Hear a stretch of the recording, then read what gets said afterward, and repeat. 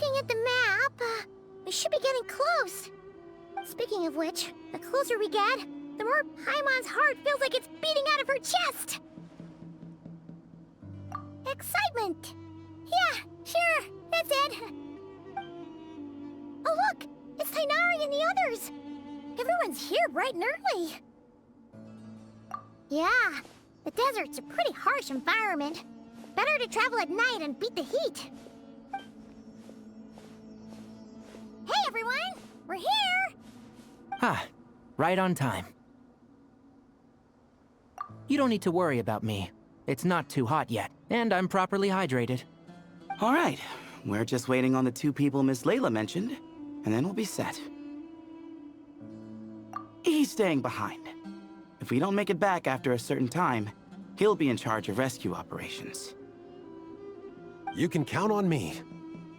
Nice! You thought of everything! Oh, and Cyrus said he'll be in Aru Village, so he's also available if we need help. Haha! Amazing! Having people to watch our back is making Paimon a lot less nervous.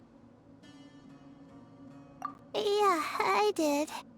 After hearing about what happened, my advisor gave me some time off to rest.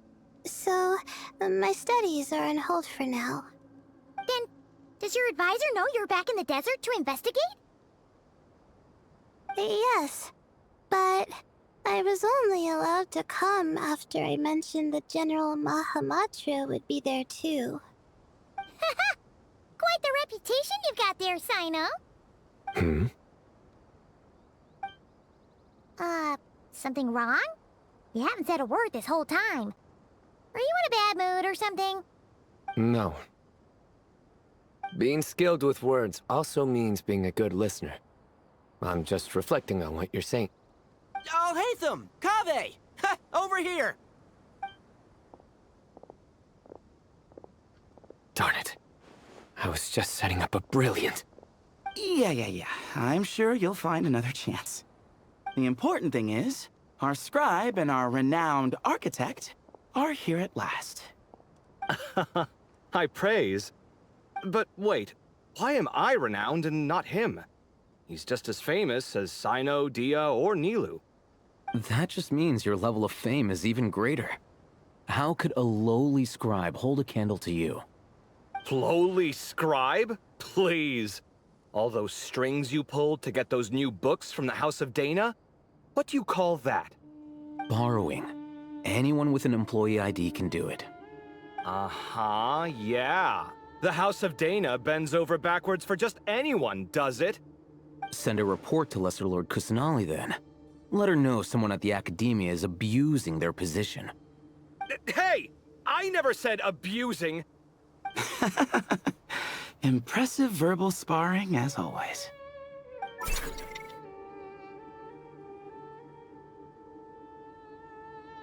Oh, hello to you too, Marak. Well, looks like your assistant is raring to go, Kaveh.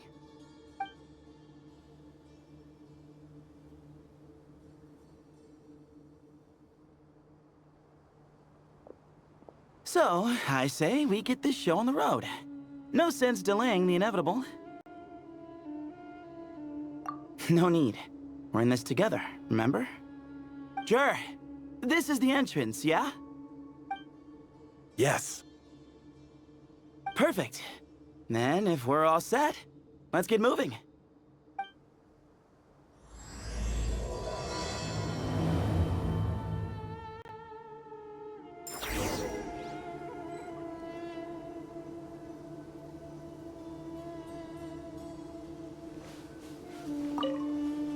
I hope everything goes well in there. I've got your back from out here. Hey! Guess this is where we waltz right in. No need to knock. Knock. As you lay knock.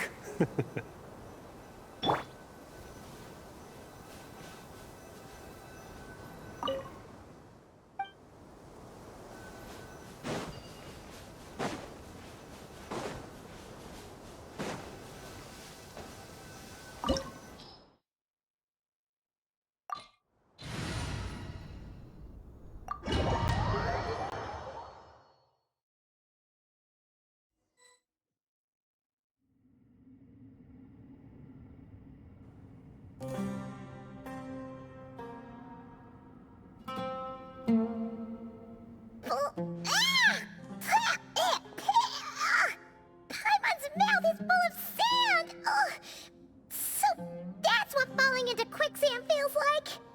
If this was quicksand, we would have struggled to breathe. No. I think this was regular sand, and we didn't sink into it. We fell through it. Into this place. Agreed. In other words, sounds like a you problem, Paimon. Haha, very funny. No, wait, Paimon's the only one. Ugh. Ha! See? What? I'm the only one with sand in my shoes? Yeah, right.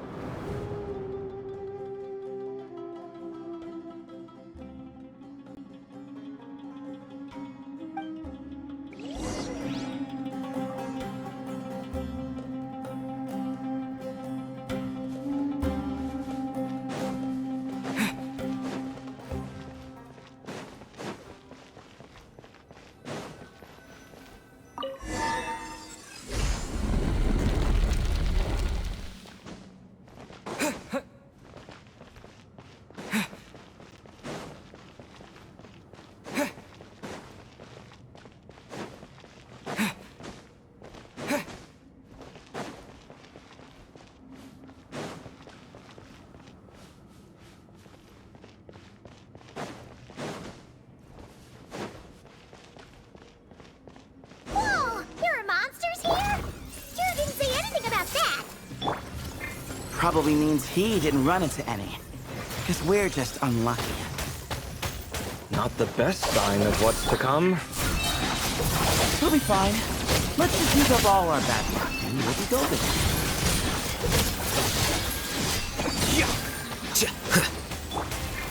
Everyone hold hands. Jed with me. Deflect!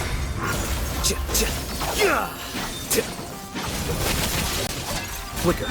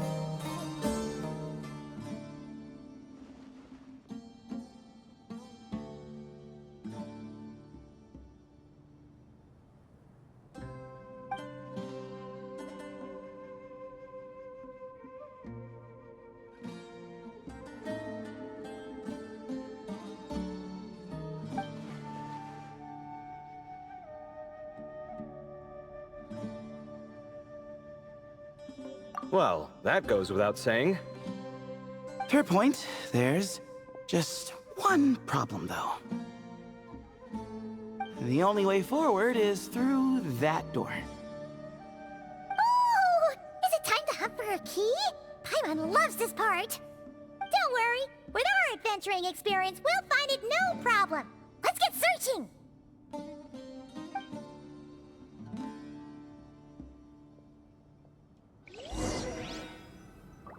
Marak, wait!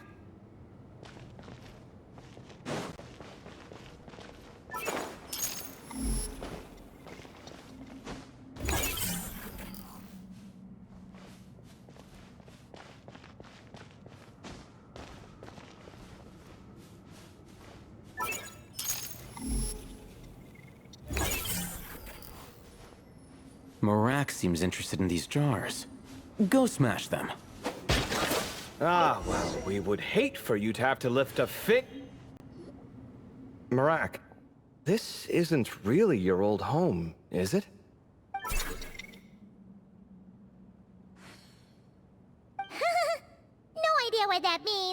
Marat does sound pretty happy.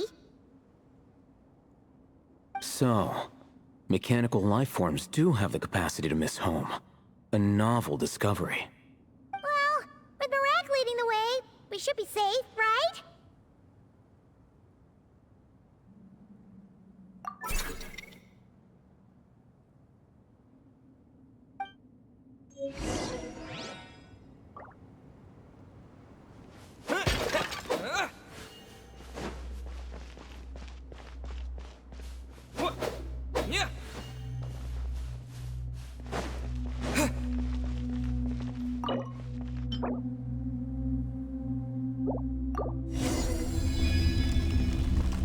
Good thing you decided to join, Kaveh. Otherwise, our investigation would have ended at that door.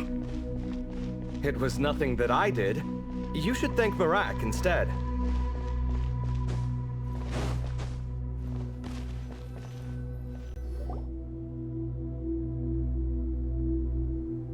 Hold on. At this rate, Paimon's gonna lose her title as best guide to a mechanical suitcase.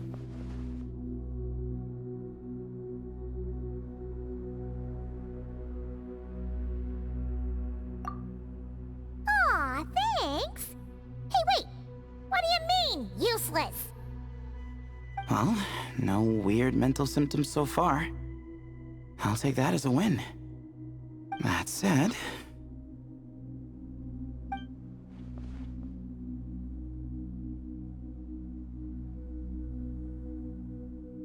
There are 3 doors here. So, we split up. Divide and conquer. Otherwise, this whole thing is in ruins. No pun intended on that last part. I swear. Yeah, that might be our best option. Good idea. And the minute things go south, we go back the way we came. Ooh, this is getting exciting! So, who's teaming up with who? Paimon calls dibs on the Traveler!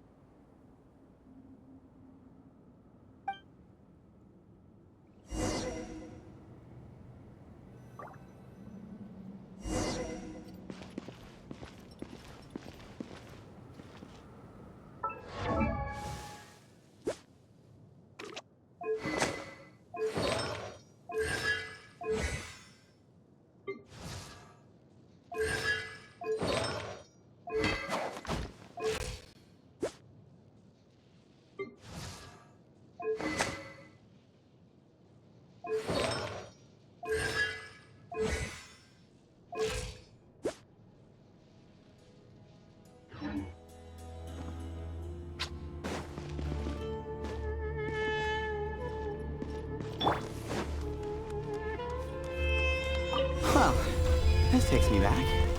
Last time we were in the desert together, the 2 of you came all the way out here to gang up on me. Oh?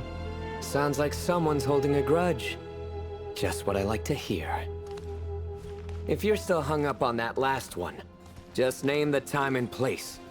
And we'll have ourselves another thrilling... duel. Huh. What's with the awkward pause? Were you expecting me to stop you from saying something stupid?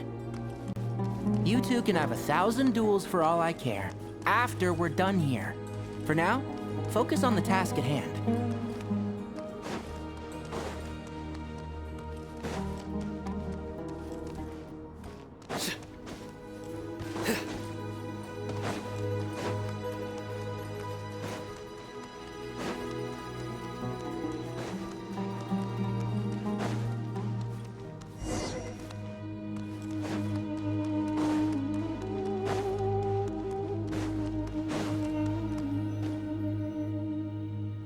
This chamber is huge. I can't even imagine what it's used for. Oh. What's wrong? I seem to have stepped on some kind of stone slab. Huh. There's a pattern on this, but it's hard to make out with all the dust. Huh? Look! The shape seems to match the markings on the ground over there.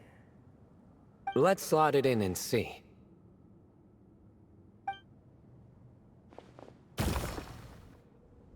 And we have a match. Looks like we need to find the other 3 broken slabs. Let's search the area, but be careful where you step.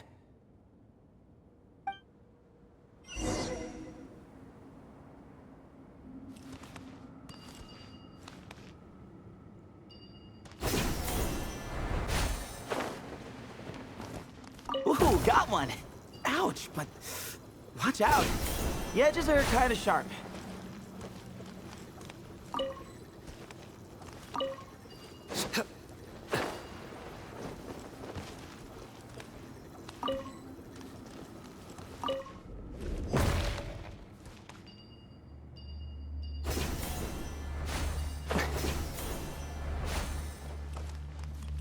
Got the 3rd piece!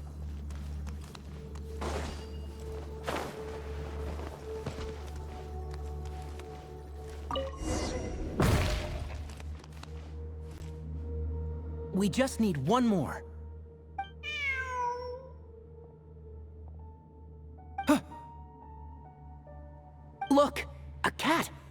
Could it be the same one Jer mentioned? I don't think we need to worry about startling him. He doesn't seem afraid of people. Yeah. If anything, it seems like he wants us to follow.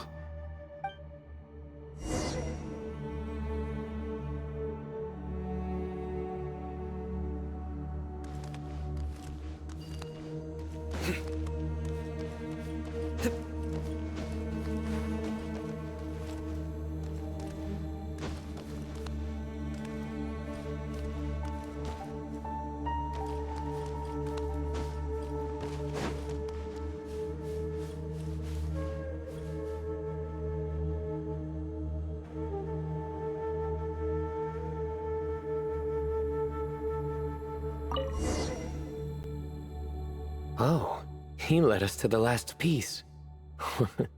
Who's a good kitty? I never thought I'd hear you say something like that. You've clearly never heard how the professor talks to his tomatoes, then.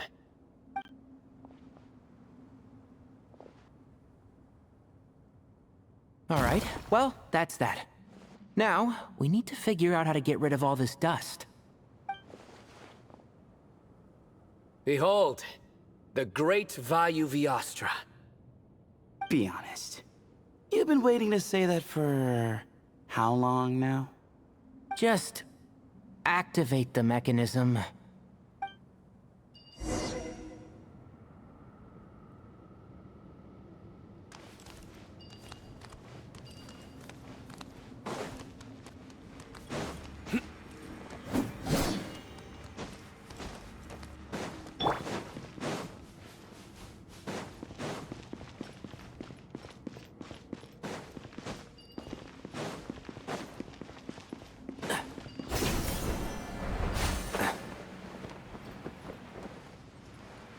Keep up.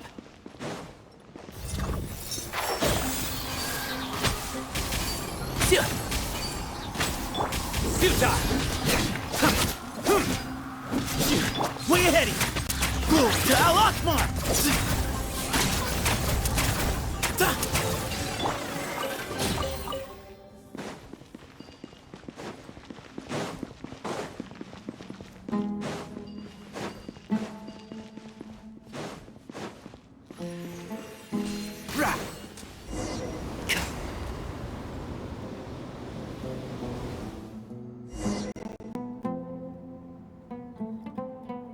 Huh. It worked. It's a picture of... 3 Hermanubises? That can't be right. The ears aren't vertical. Oh, true. And the looks fall short. My hat is much better looking.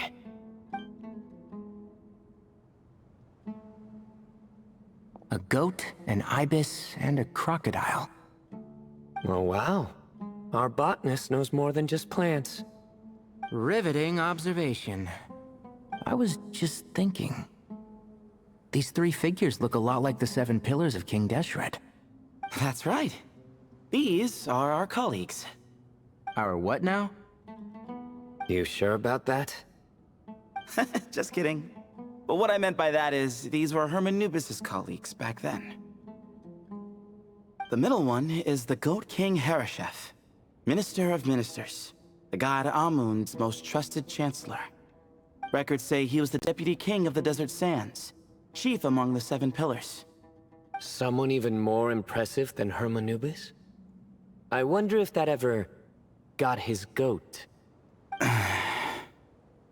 Sorry, couldn't resist.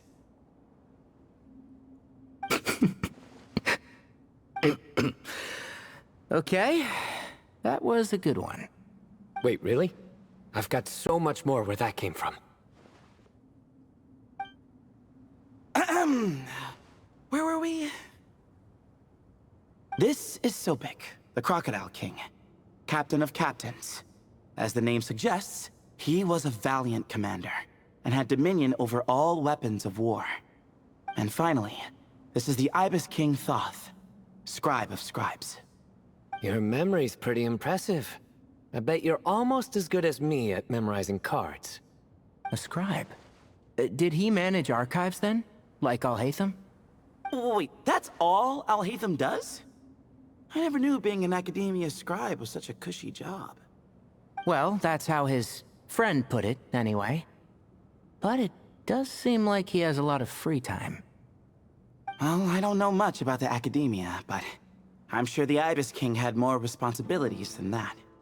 The temple's records say he represented the wisest aspects of King Deshret, inventing the desert script and arcane arts at his king's command. He must have been quite the impressive man then. Or creature, depending on how you look at it. Still, why are these three the only ones represented here? What about the other pillars of King Deshret? Maybe because the 3 of them were extra close? Huh. Kinda like us. Oh yeah! Maybe we should have someone inscribe us on a commemorative stone slab too. Or we could just take a picture. It would serve the same purpose. Anyway, no more distractions. Huh. Doesn't it look like there's writing carved into the corner? Huh. There is. And it's in the ancient desert script too. Looks like the Ibis King left you some homework. Give me a sec. I'll try and translate it. The ministers are unvirtuous. The scribes unwise. The captains unworthy. My end is not humanity's end. Hereby bestow upon you all the far side of eternity. Wait, so they went to Aru? It doesn't sound like it was their idea. The far side of eternity is said to be the final land of dreams for all desert dwellers. But if such a place did exist, wouldn't it also be an inescapable prison?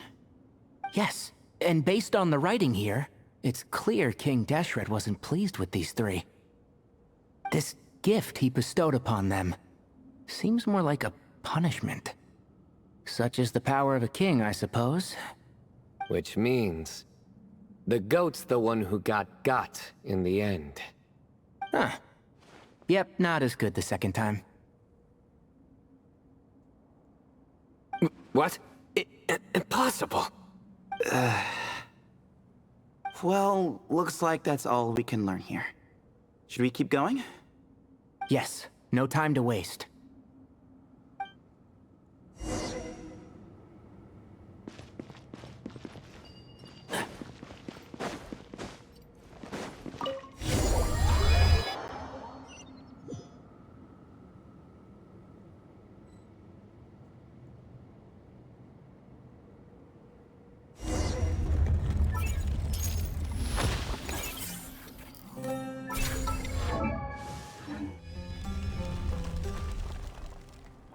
Jeez, who knew a suitcase could be so fast? Marak is nothing like this when it comes to housework. Hey, wait up! A scout's job is to take the lead. Just let Marak figure it out. Easy for you to say. I'll be the one doing the repairs if something happens. Why don't you go scout ahead then? When I think of a comeback, I'll let you know. Oh, Marak stopped. What is it? Found something?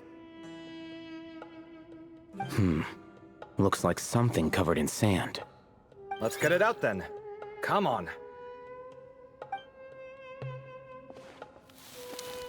Oh, it's a stone slab. Good job, Marak.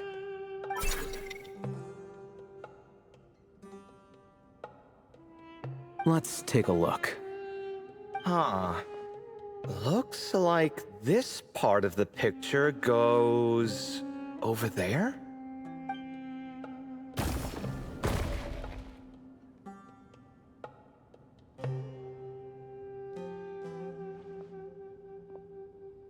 In that case, there must be other pieces. All right, and let's look around. Hey! Why are you sitting down?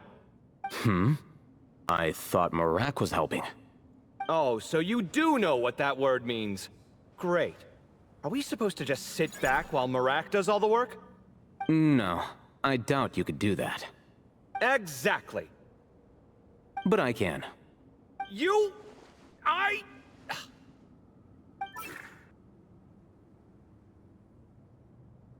See?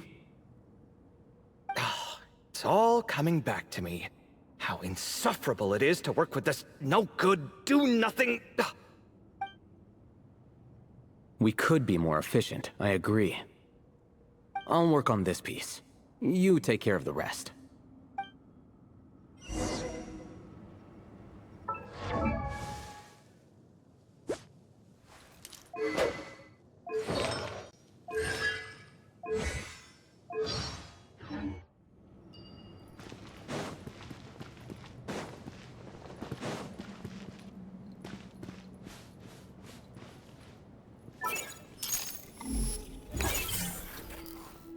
Found one!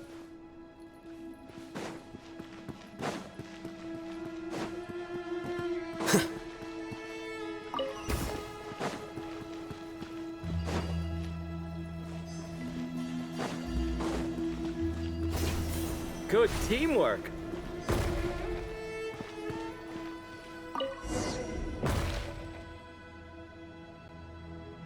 Looks like we found them all. The pieces fit together like a glove. But we can't see what's on them. Turn around. Huh? Look. Oh, I've seen this before. It can create strong winds. It's just what we need to clean off the slab. Come on, let's... Hey! Don't worry about me. If I sit here, I won't be in the way. Oh, you don't want to be in the way? Then sit right in front, so the device can blow you straight back to Sumeru City.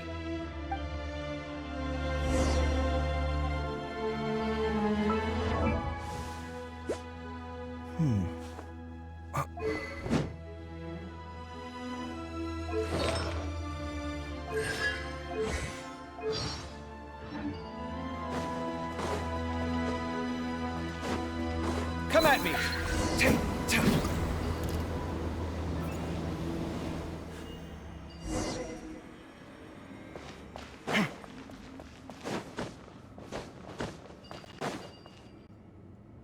Done. Huh. That's one big cat. And there's a shattered crown. I think it's depicting some kind of story. Look, there's writing too. The Ibis King answered the young noble, granting him the wisdom he sought. But the fragile crown was shattered by lies in the end. Here I leave the name, Gudars. Gudars? I've seen that name in a history book before. He was a young noble who sought to save his realm. and a king who once united the desert. That's right. Although his methods were rather shameful. During his long reign, he betrayed his family and the nobles who supported him, only realizing the error of his ways after his enemies left him nowhere to turn. But by then, it was too late. Seems like a common occurrence across history. Different people, same mistakes. It's an inevitable pattern, destined to repeat itself.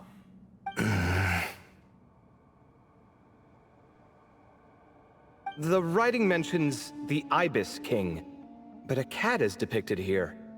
Does that mean... So far, what's depicted on the slab seems true to history. In which case, this cat is either a proxy for the Ibis King or a manifestation of said king himself. Exaggeration is a common method ancient records use to highlight a being of higher status.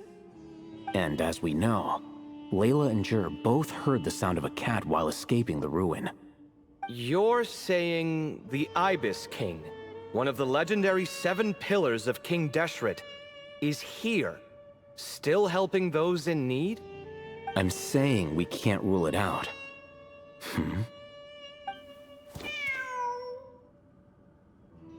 Wait, there it is! The cat!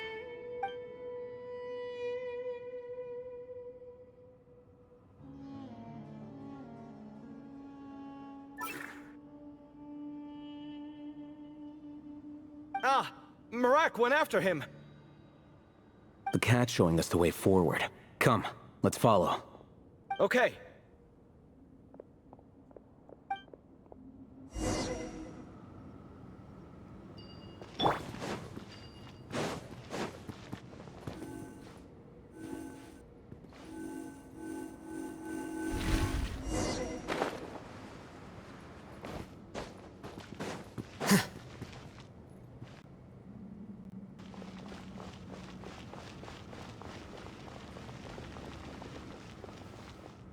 Huh.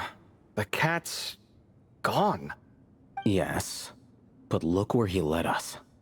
Oh. Another slab. It looks similar to the last one.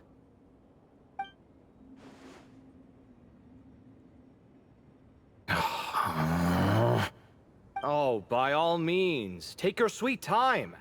Wouldn't want you to overexert yourself.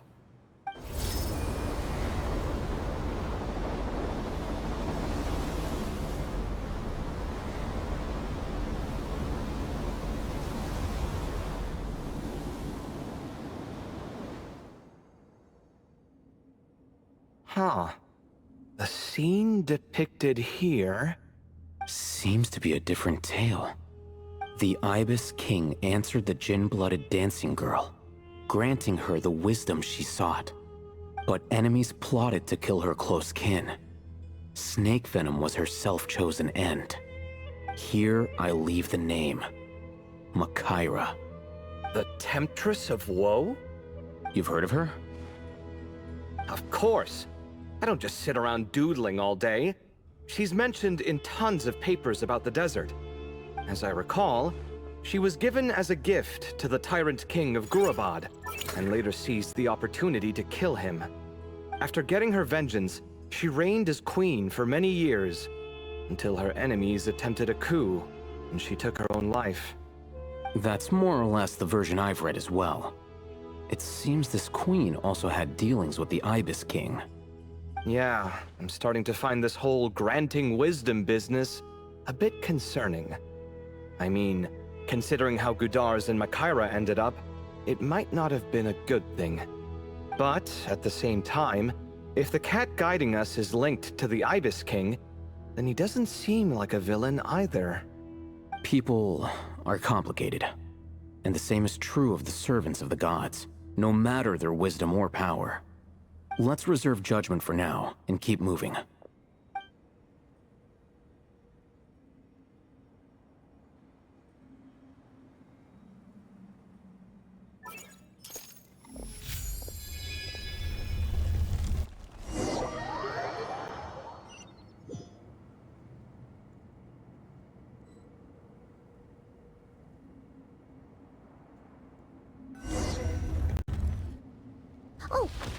meant to ask earlier. Have your memories come back, Layla? No, sorry. To be honest, nothing about this experience feels familiar. Besides, my focus is the stars, so I don't spend a lot of time exploring ancient ruins. Guess that makes us the senior researchers in this scenario. Stick close, alright, Layla? Okay.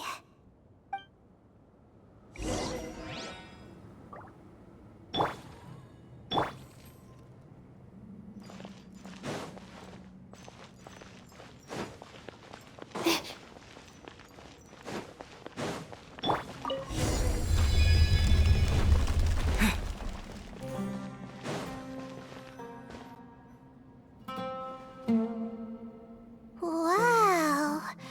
What a tall ceiling. Yeah. For such a big place, it's so... empty. Like no one ever lived here.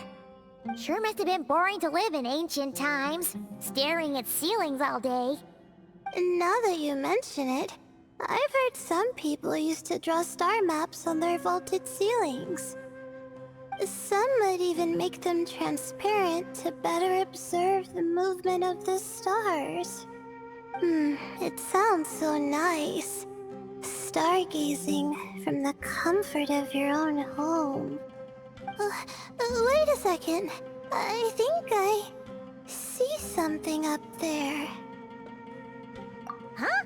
How is Paimon supposed to do that? Oh, right. Flying. Duh. Alright. Sit tight, everyone. Adventurer Paimon will be right back.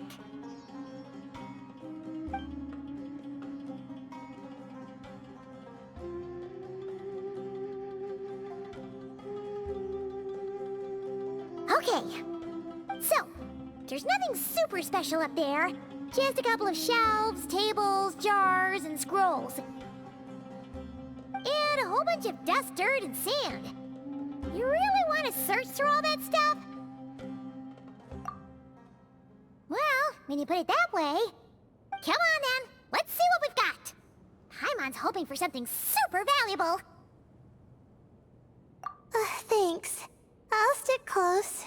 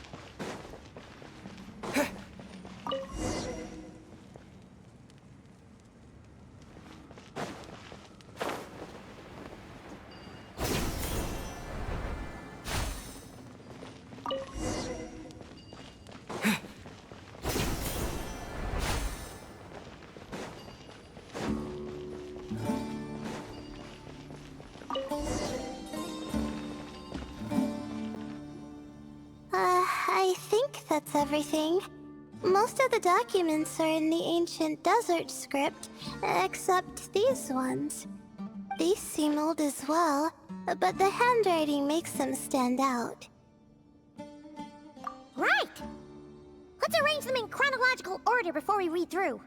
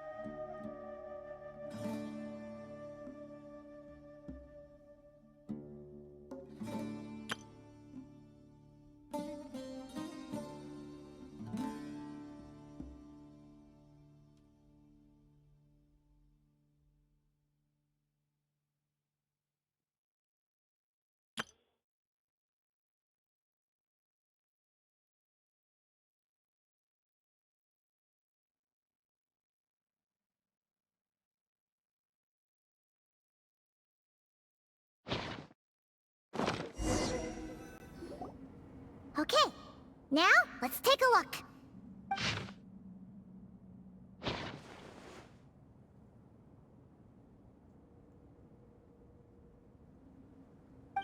Maybe this person fell in by accident, like Mr. Jur and me.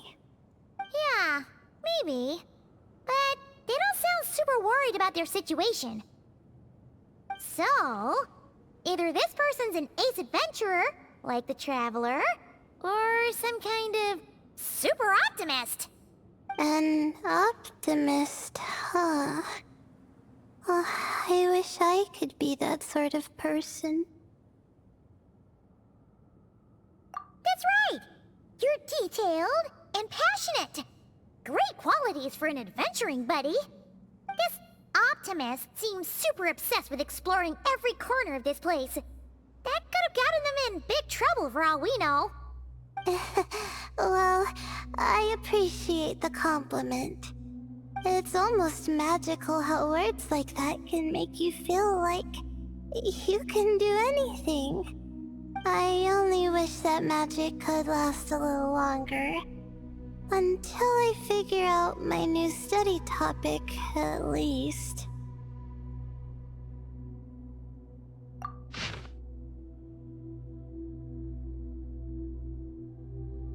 Oh, looks like you were spot on, Paimon. See? Told ya! That's what happens when you don't think things through. And all this talk about seniors and juniors, he was a student just like you, Layla. Whew, he sure talks a big talk for a student, though. You'd think he was some kind of old scholar instead. Huh. What is it? Did Paimon say something wrong?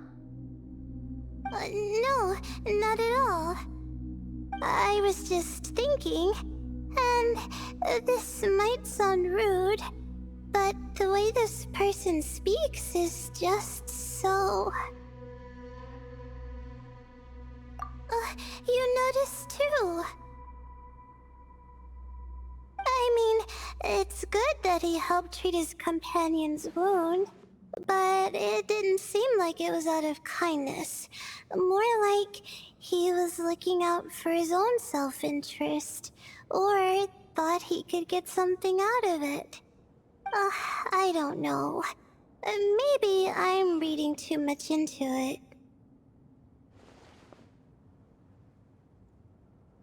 Yeah. If you're both in this dangerous situation together, wouldn't you mention them at least once? If it were Paimon, she would write down the name of every single person she was with. No one would be able to get away. Actually, I find Paimon's approach quite sensible. It makes sense from a safety perspective, too.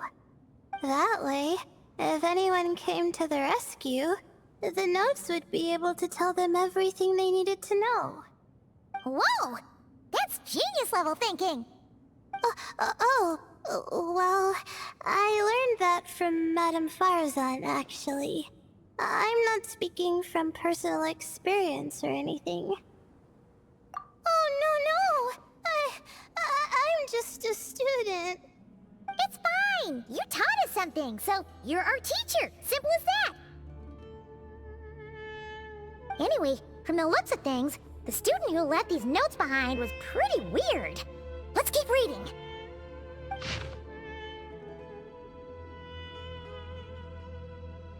Whoa! Hang on! That's a lot of information. Paimon needs a moment to take this in. The Ibis King. So... did this person actually meet the Ibis King here?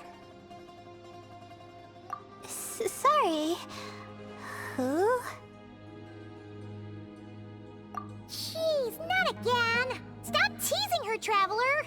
You know she was asking about Nefer. Anyway, Nefer's, a friend of ours. And she's mentioned the Ibis King before, but not in much detail.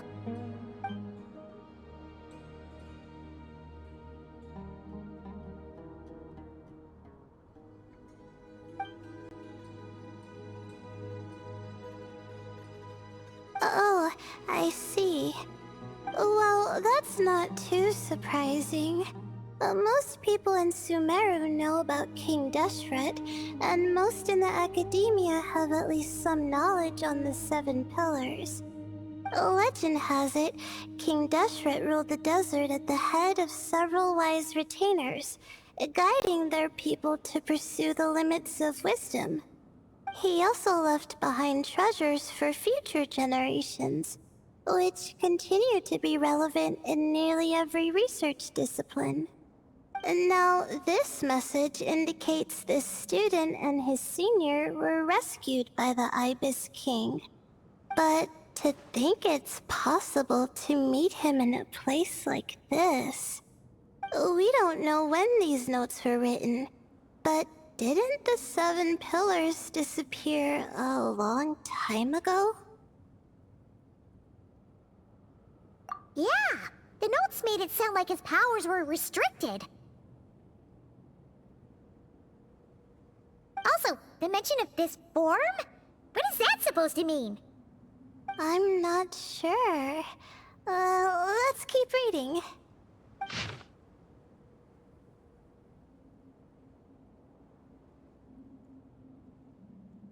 Oh, this is the last page. There's even a signature at the end. Well, sounds like they made it out. Guess it was a happy ending after all. Wait, but it says, the Ibis King cannot be trusted. Huh. Our friend said something similar. That the Ibis King was a liar. And the notes did make it seem like something wasn't quite right with him.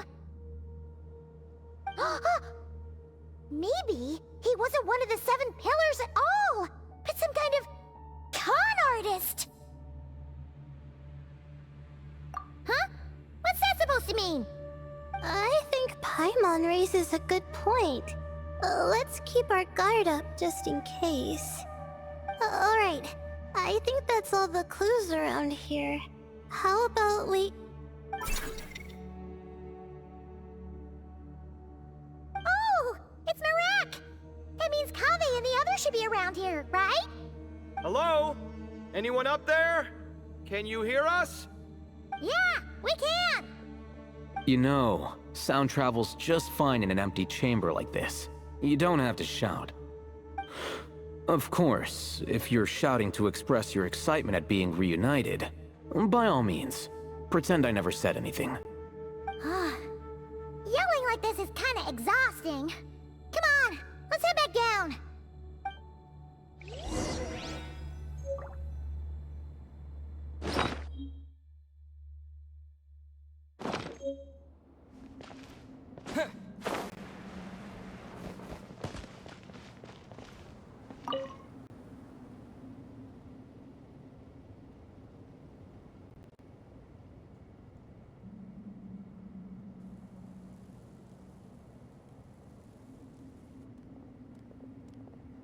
Wow, we all ended up in the same place, huh? Yeah, what a coincidence. Indeed. Or as I like to call it, the chai factor.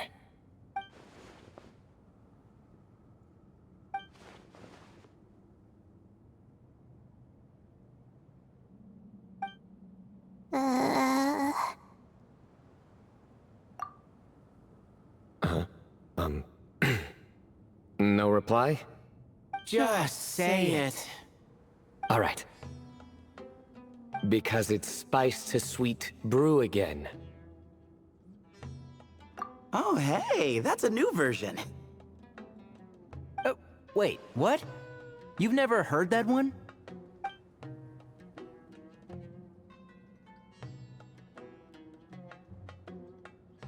What are you looking for? A place to sit and read my book.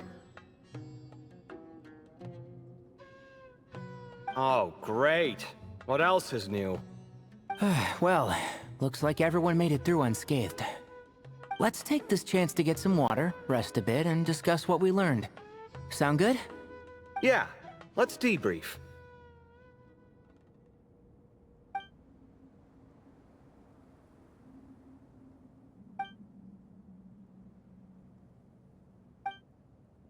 Okay, so we all learned a lot, but it feels like we ended up with even more questions.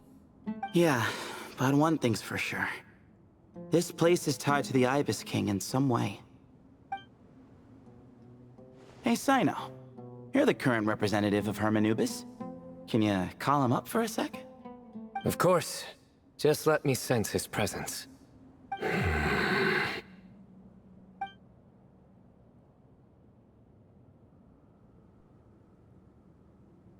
Just kidding.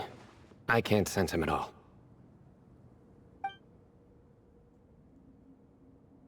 Jeez, Sethos. Did you set him up for that one?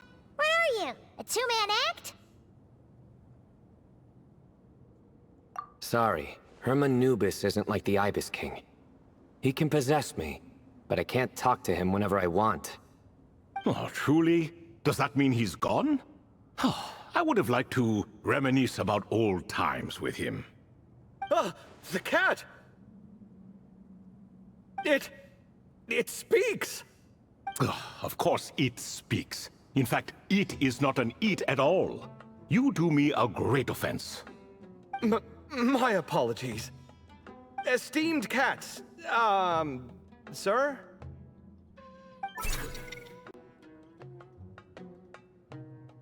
Oh, this little contraption is still here. Contraption? No, this is Marak. Which means you do his assistant a great offense. Huh? Well, I didn't mean... Well, I apologize. I wasn't referring to this Marak, but rather the thing that operates it. King Deshret was quite partial to it. I have forgotten what it was called. It must have had an official name, albeit in the old tongue. Even if I did remember, I would need to translate it into modern language. It's not important. Marak's a fine name. Even better than the original, if you ask me. Who thought of it? And the remodeling, quite well done indeed. This Marak looks much happier in its current form. Oh, and the components should have model numbers written on them. You can look them up if you're curious. This cat talks a lot. Quite the one-sided conversation. Is this what the Ibis King was like? He seems quite eloquent. I wonder if he plays cards. Ha! I knew Marak was a great name. Go me! Let's see, what page was I on again? Should have brought a bookmark. That all went over Paimon's head.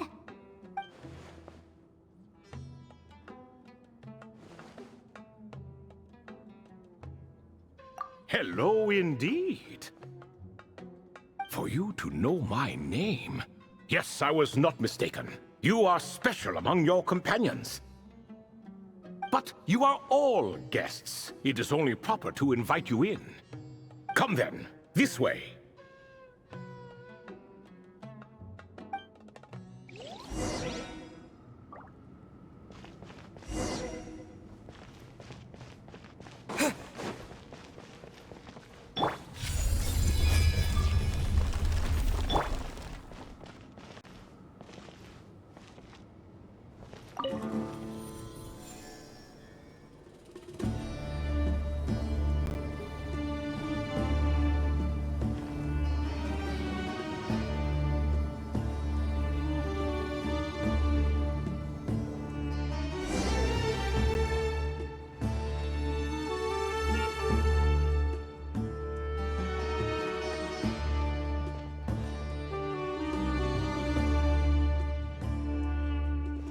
Welcome to my humble abode. Oh, your house sure is spacious, Lord Ibis King. I fear it's not quite what it used to be. In fact, it has long ceased to be my home at all. It belongs to the descendants of the cats I once raised. Such adorable creatures, aren't they? Take the one I'm borrowing here, for instance. A chubby fellow with such lovely fur. Anyway, tradition dictates that a special guest such as yourself be presented with a gift. Alas, it's a first-come, first-served basis, you see. I fear with the passage of time, none are left. What? So the treasure's gone already? Treasure, you say? Not an inaccurate description. Yes, and no. I have the power to grant gifts inaccessible to the masses. The only requirement is answering a question. Not a bad deal, yes? Of course, my questions were given unto me by King Deshret, who in turn received them from the Mistress of Flowers. There are 3, and no more. What causes our rise and fall? What obliterates love and hate? What determines truth and falsehood? The more he talks, the less Paimon understands. I see. That must mean Gudars and Makaira managed to answer 2 of the 3. Another who understands. Oh, so that's the event those 2 slabs are depicting. Ah, priests and their records. A singular obsession, and quite boring too. After being imprisoned within Aru, I could, on occasion, take the form of a cat to converse with those around me. But I despised speaking to them. No conversational skills whatsoever. Now, humans like you who stumble in here from time to time, you are much more interesting. Hold on, we're getting off topic again. The 3 questions you just mentioned? What are they for, exactly? Ah, that is a story that begins with King Deshret. And we're in for another long one.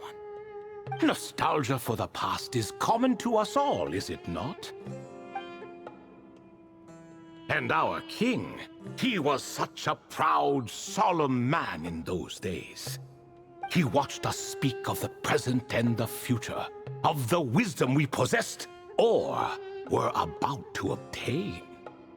We were his proud retainers, confident in our belief that, so long as each one of us used our abilities to the fullest, progress was inevitable. Yet, King Deshret's ambition was not destined to be allowed in a closed-off world such as this. So nothing went as planned. In fact, from the beginning, there were signs an outcome of this nature was inevitable. Because although there were 7 pillars, one was forever absent.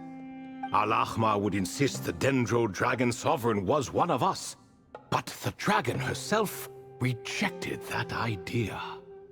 Huh. Like a card you can never seem to draw from your deck.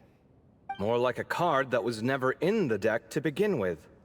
Alas, that's just who Al-Ahmar was. There was nothing we could do about that. And I always preferred chess to cards. In the end, life grew unbearable for our king. But, of course, those who remain must continue to live on. But subjects like us were less fortunate. After all, the fate of a retainer is decided by the king, including the chance to walk away. So it was then that King Deshret had Kroko, Goti, and I locked up within Aru, where we remain to this day. Kroko. Goti? Ah, of course. You're more familiar with their full names. Sobek, the Crocodile King, and Hereshef, the Goat King. And let me tell you, when it comes to chess, Hereshef was a habitual backseat strategist, always spewing nonsense from the sidelines. Well, Sobek was all too quick to take his terrible advice, to the point where I was the one who got accused of cheating. Chess is an exercise in patience, and that man couldn't sit still to save his life. He could never excel at that game. In fact, neither of them were good at chess. Even so, we played together often, and since I was always the winner, we got along quite well. What are you laughing at? Were we not good friends? No one's laughing. Paimon would never. No, not you. It's Goatee. He's laughing for no reason again. Can you not hear him? Ah, right. Of course you can't. The two of them are inside Aru, as am I, so only I can hear them. What is even going on here? Has he, like, started to lose it after being trapped for so long? That does happen to prisoners serving life sentences. Speaking of which, how's Azar doing these days? I doubt he's doing much of anything. Just what I wanted to hear. What is the meaning of this? You doubt my words? I have half a mind to not talk at all. Oh, no. They're not questioning you, Lord Ibis King, just discussing other things. Please, continue. In that case, where were we? Getting to the part about the 3 questions. Hopefully. Ah yes, we're almost there. Before I entered Aru, King Deshret said I could be released from my eternal seal if I chose humans who could provide the correct answers to those 3 questions. The first person who caught my eye was Gudars. I asked him, "What causes our rise and fall?" He answered, "Conspiracy and betrayal, for it renders the righteous and wise unable to succeed, and thus nations fall." I found his answer quite interesting, so I bestowed upon him the power to deceive. The second human I chose was Makaira. I asked her, "What obliterates love and hate?" She said unto me, "I have nothing left to lose. Vengeance alone can quench both love and hate." I found this to be another fascinating response, so I granted her the power to be loved. But both of them ended up...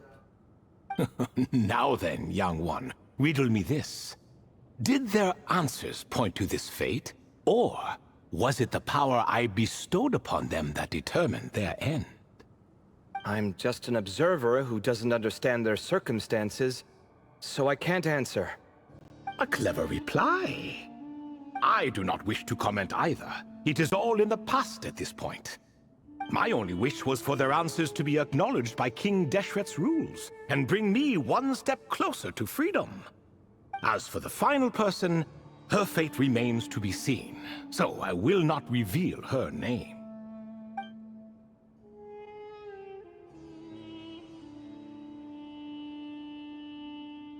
I asked her, "What determines truth and falsehood?" and found her answer quite compelling, so I bestowed upon her a gift to match. As you can see, however, I have not been freed, so it's clear the answer she gave at that time was wrong. But alas, 3 people were chosen and 3 questions were asked, so now all I can do is wait. Wait until her wisdom is in line with the rules set forth by my king. Until she has found the true answer to that question. No wonder there was no 3rd stone slab then. Or perhaps you're just not ready to include her in the story. Though, that might be a generous interpretation. Well, it's not merely because her story remains unfinished. As the remaining priests of this place left, or passed on, there were none left to record the events that followed. Besides, stone slabs are few and far between in the Great Red Sands. In the sprawling desert, very few things or people even manage to leave a trace. But sometimes I can't help but wonder, if that young man from several centuries ago had been willing to answer my question, would I have left Aru by now? Wait, so there was someone else? Of course, it has been thousands of years after all. All sorts of people have stumbled upon this place, but I only chose the special ones. That young man had such a singular intelligence, though his companion, by contrast, was rather average. The author of those notes we found? The student named Zondik? Ah, yes, I think that was his name. In truth, I was unsure whether I should grant him my third remaining gift.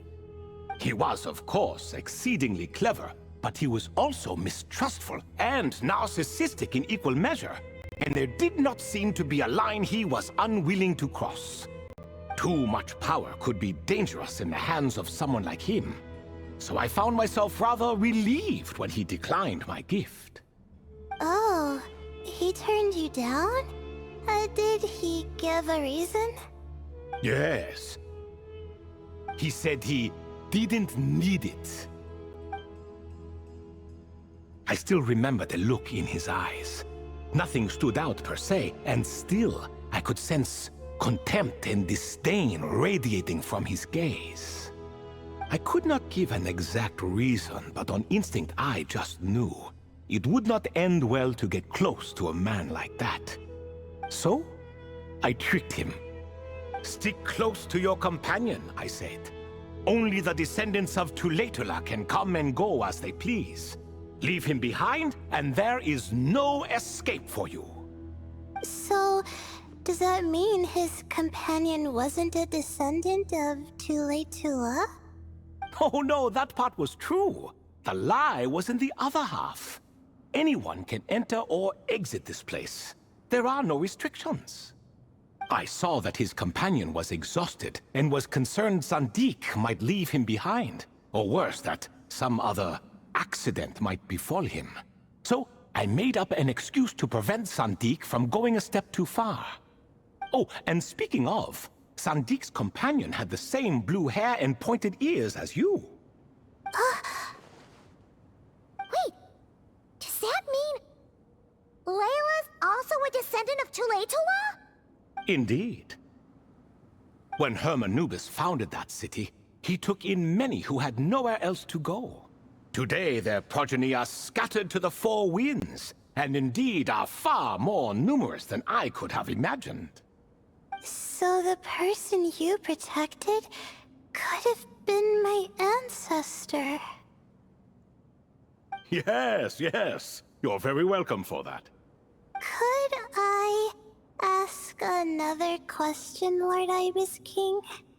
Of course. I have nothing but time, I'm afraid. Did you also save me and a man named Jur? I did. You two were quite unlucky bumping into a device King Deshret once used to measure human brain power. That contact caused more knowledge than you could handle to flood into your minds. So I replaced that knowledge with simpler, repetitive information. Of course, the side effect being the same thought repeating over and over again in your mind, but that should resolve itself in time. How many moons are there in the sky? Yes, that was the phrase I used in your head. I forgot the other one, though. I believe it had something to do with food. Both were spur-of-the-moment decisions, so no need to dwell on the meaning too much. Oh, I see. Thank you, Lord Ibis King. As I said, young one, you are most welcome. If you're inclined to return the favor, perhaps you could turn off that device so no one else can trigger it? There's only so much a cat's paw can do, so I'm afraid this is something I must leave to you. Or Marak, I suppose. Oh, splendid! Another one bites the dust. Such is the fate of things here. Day by day, little by little, the remnants of ages past fade into obscurity. For that reason, the gifts of bygone eras, be they tied to your blood or technological in nature, are not to be revered. They are tools, nothing more. Disrespectful? I simply make the most of what I have. Besides, our king has been gone all these years. What good does it do to revere him now? Oh, are you talking to the Goat King again? No, Croco this time. He's pestering me for another game of chess. Says he wants to even the score. Wishful thinking, if you ask me. If we counted one push-up for every loss, he'd owe me 300,000 by now. Of course, that's just a rough estimate. I've never kept count. It appears that's something you like. Being someone unable to be defeated. I suppose so. All right then. Time for me to extend my winning streak, and for you all to head home. In truth, deep down, I know even the answers to those 3 questions will not change my fate. But that is for me to reckon with. Go on now.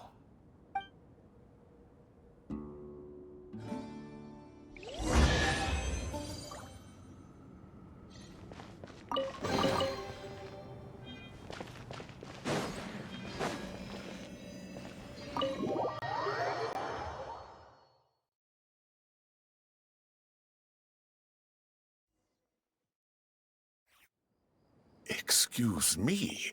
Do you even know what time it is? I've harvested 3 crops of tomatoes while you've been gone. You're exaggerating, Professor. I'm making a point. There's a difference.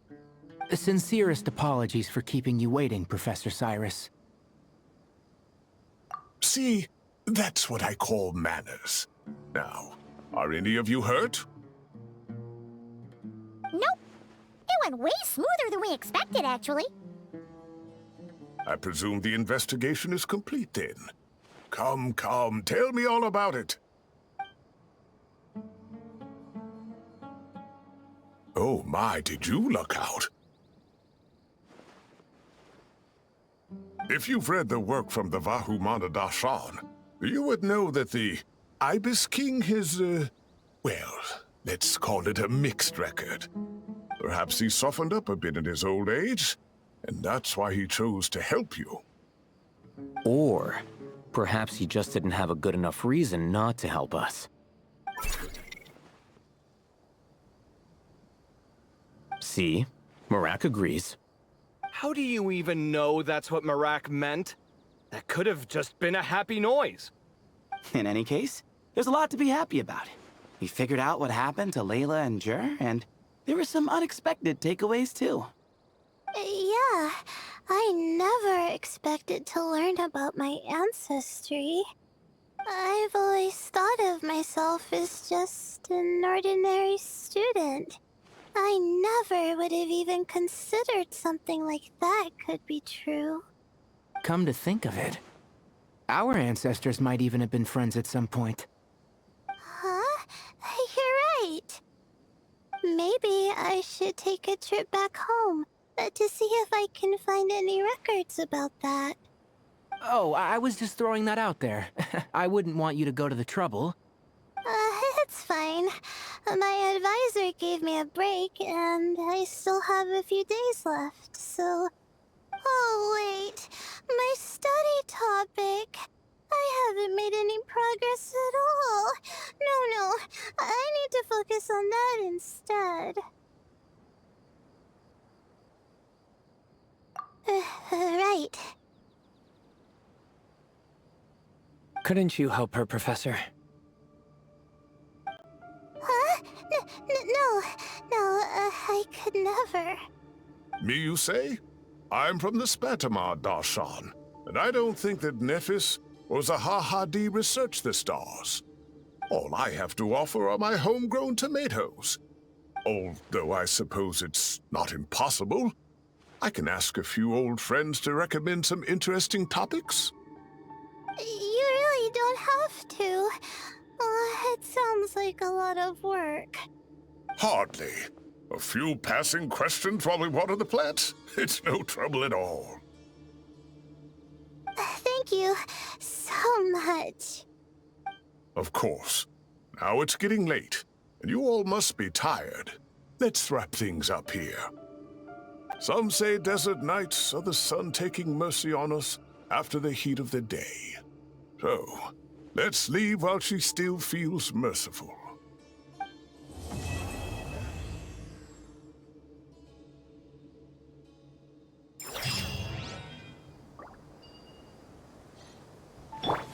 I see everything.